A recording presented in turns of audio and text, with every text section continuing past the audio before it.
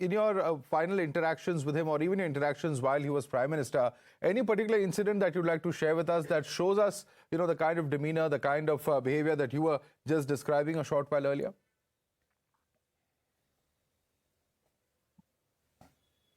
Oh yeah, I mean there are plenty.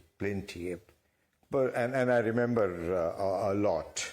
Like for instance, the Teesta Agreement, and Manmohan Singh was to visit Bangladesh to finalize the agreement, but the draft had to be passed in the cabinet, and there were certain reservations, and rightly so, which the Chief Minister Mamata Banerjee had.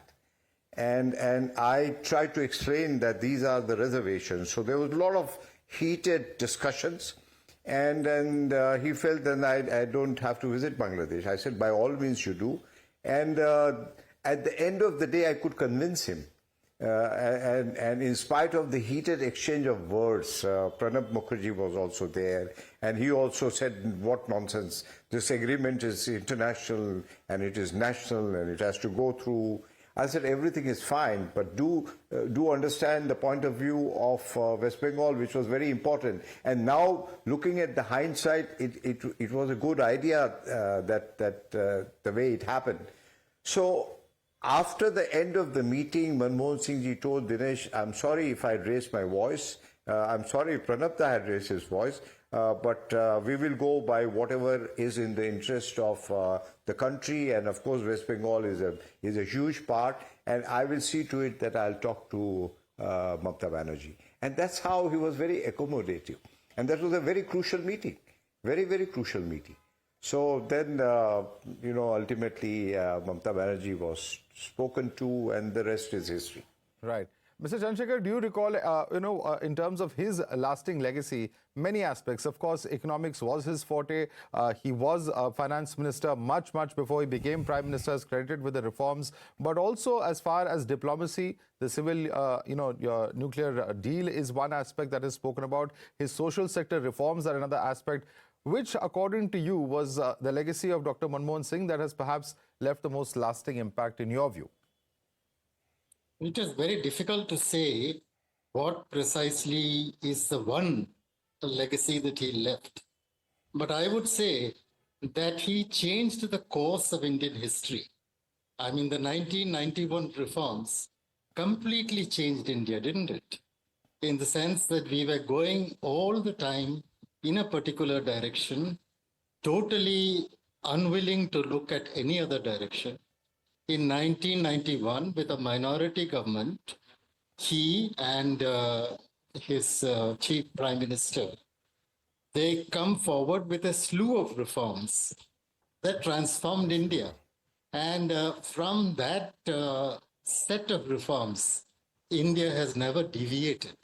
That is the great thing. And if today we have authority in the world, if we are considered a global figure, it is because our economy has grown.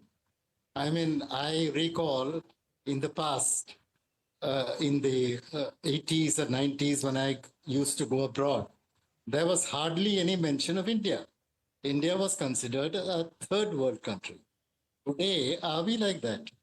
We are today considered to be among the major powers of the world. So this change was effected to a great extent by the boldness, the braveness, the courage of Dr. Manmohan Singh. Right. And, Mr. Trivedi, one would say that, in a time when rhetoric, on social media and otherwise has become very aggressive, Dr. Singh stood out by a very dignified way in which he conducted himself, whether as finance minister or even as prime minister. And even with all of this, allegations of him being a weak prime minister, when it came to decision making, he was actually pretty firm.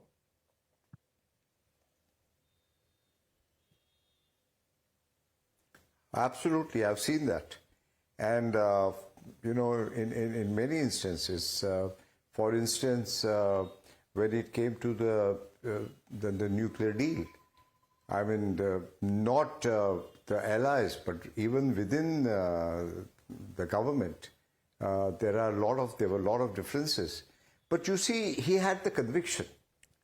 And he did not believe that, okay, this is a troubled water, let it be. He went ahead and explained to a lot of people that this is good for India. And I'm sure there were a lot of articles were written against the deal. But he did not lose his patience. I have never seen him getting irritated. I've always seen him very polite. And if there was a situation where he had to speak out, he will just speak out in two poetries, you know. Like in Hindi, it says do panktiya. And that will be conveyed, like we have seen many times in the parliament. So he was quite a tough prime minister. He was a mild-mannered with firm convictions. And I don't think so he would compromise with the overall interest of the country. But there were some situations where, you know, like my resignation as a railway minister. He said, Dinesh, you have put me in such a situation. This is my toughest decision. I don't know what to do. I said, sir, you are a scholar, and whatever is good for the country, and I'm sure you have no problem, and we'll do that only. And he said, Dinesh, I really don't know. I'm confused. That is the first time he mentioned. I said, sir, don't worry about it. Just do. And he was almost in tears. He came out all the way to see me off in the car. I said, sir, you're the Prime Minister of India, and we are friends. I'll come and have a cup of tea with you later on. And I kept in touch with him. And I must tell you, as a member of the Finance Committee, after he demitted the office of the Prime Minister, he was just like one of the ordinary members of any member of Parliament. He was not the chairman. So the chairman would sit, Mr. Moily, then former Prime Minister Manmohan Singh would sit, and then I will sit. His attendance was 100%. And he would sit throughout the meeting. That was his sense of commitment to the task he was given. That was Manmohan Singh. Right. Mr. Chandrasekhar, as we... human being and a great scholar. Yes, as we draw this discussion to a close, any personal anecdotes that you would like to share with us, Mr. Chandrasekhar, during your tenure as well? Personal anecdotes. Is that what you said? Yes. Any anecdote about Dr. Manmohan Singh that you'd like to share with our viewers? Okay, I'll only talk about the 2008-9 crisis, where the whole world was in great trouble, as you know. And Manmohan Singh called some of us together. Montek was there. There was Ashok Chawla, the finance minister. Then he said, you work out a stimulus package. You do something that is required to bail us out of this situation. So we worked out a stimulus package. Then he said, you show it to Pranab, you show it to Chidambaram. Chidambaram was then the home minister. Pranab was, of course, the finance minister. We showed it to both of them. And the stimulus package came into operation immediately. And because we had a very good relationship with the Reserve Bank of India, Subbarao also, 1 hour after this, he came out with a set of measures, basically reduction in the interest rate and so on.